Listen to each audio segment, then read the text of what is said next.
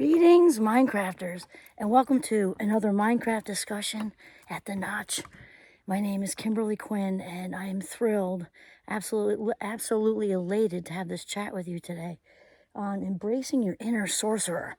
And before you hang up on me, or go ahead, certainly your choice. Sorcery, people often think of, witchcraft and hocus pocus and maybe even bad stuff. And maybe that's true for some people, but it's not true for this kid right here.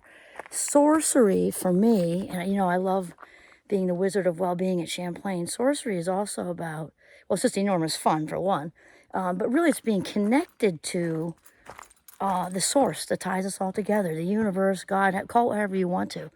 But sorcery, S-O-U-R-C-E, right, is really about that connection. So I want to talk about intention because intention is so important. And as you know, after I do my gratitude journal, I have my hot tea, we talked about it, literally less than 15 minutes, less than 10, probably about 10 or less actually. I set an intention, and I often wait till I'm in the Jeep, just so I'm totally alone. I often say it out loud. I often say it up here in the woods. And so the sorcery thing, with a capital S, is very, very connected to intention. Or let's say it the other way around. Intention is very much connected to the source, because we often say, my intention today is to be as productive as possible. My intention today is to, whatever. My intention today is for this meeting I have at 2:00 to go as well as possible and having no conflict or whatever, right?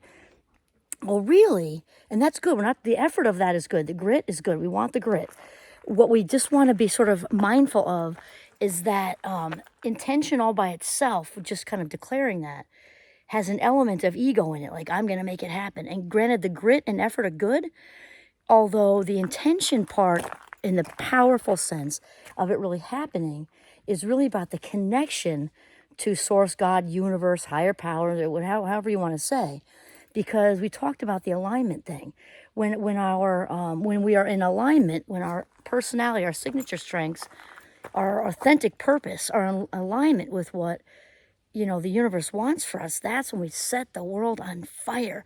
So it's good to have that intention, declare that intention, and then be mindful that that intention, the source of that intention, has a capital S, I guess is what I'm saying. It's interesting because Wayne Dyer talks about this, and he talks about something that I can completely relate to within my own context.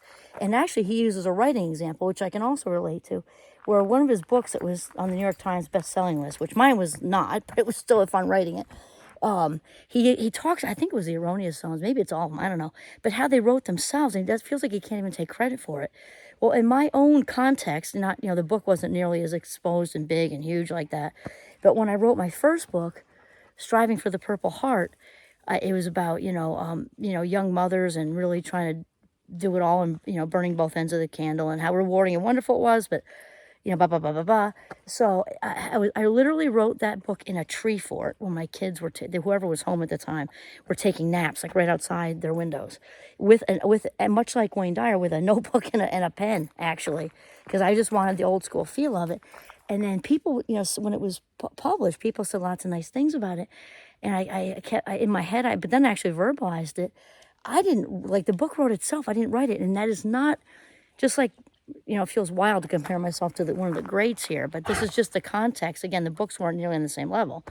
But the experience isn't different, because I felt like all I did was, like, it came right through here, and my wrist would get sore at times, just because it was just flowing. It really truly wrote itself.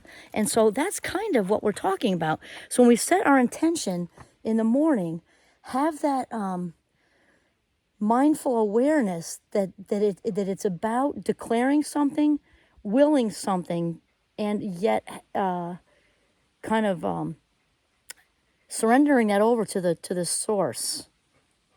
Okay, because that connection thing is huge, and lots of people who have been in the flow like that, which is what we call that, the flow. That's the work of Mihaly Csikszentmihalyi.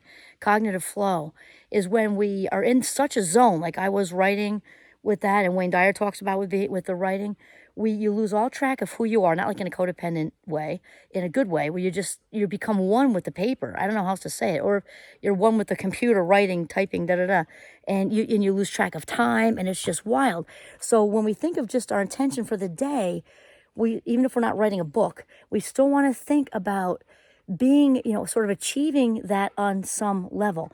So, I've told you some of my intentions. Sometimes I say, especially if I got something going on that's a little prickly, trust in the process. Or it's not prickly, but maybe I've submitted something for an article, or who knows. Trust the process. Just try it, because it'll all, even if the article isn't accepted, then you got pointed in a new direction. If it is accepted, great, whatever. So my intention for the last 3 days has been the exact same, which is to, I would say my intention is to bring success to each and everything I do on this day. Now, you don't use, I don't use the word everything, because those polarized words aren't used very often. And that's why I do the clause of to the best of my ability, right? And so, because also Wayne Dyer's also talked about this, something I believe anyway, but he's just kind of reinforcing it, is when we have that attitude of bring success into everything we do to the best of our ability, it means everything. It means, I think we talked about the other day, when you make that hot dog, when you scrub the bathroom, when you change a diaper, when you have, maybe you're lucky, fortunate enough to get a couple hours to paint on that canvas, when you walk the dog, when you have a conversation with your partner, be fully present for, especially if it involves another human being, but in general, even the bathroom. If you're going to clean the bathroom, be in the whole, meditative thing with it. If you're in a bath, bring success to that bath. Totally. And so this is kind of what we're talking about with intention. They go together, because when we have the awareness that it's a combination of what our heart is pulling us towards, right? In combination with the alignment with the universal intention, that's when we end up in the flow zone. And that's when we are in this almost like omnipotent place to bring success to whatever it is we do. Okay, so I say embrace your inner sorcerer. Giovanni's got the mindfulness thing right down. He's totally in alignment, right? That is an aligned golden retriever right there.